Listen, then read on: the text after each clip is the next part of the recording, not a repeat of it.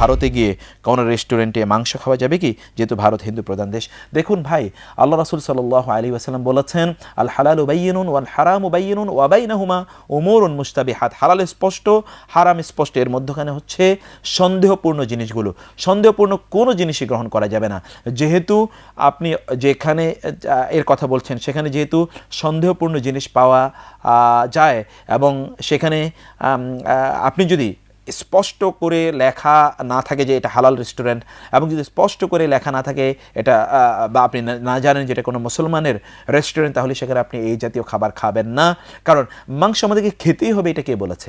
সেখানে আমরা যে অন্যান্য শাক সবজি আছে বা যেগুলো জবাই করতে হয় না, সেগুলো তো আমরা সেখানে খেতে পারি, কারণ আল্লাহ সুবহানাহু ওয়া তাআলা বলেছেন, ওয়ামা উহিল্লা লিগাইরিল্লাহি বিহি।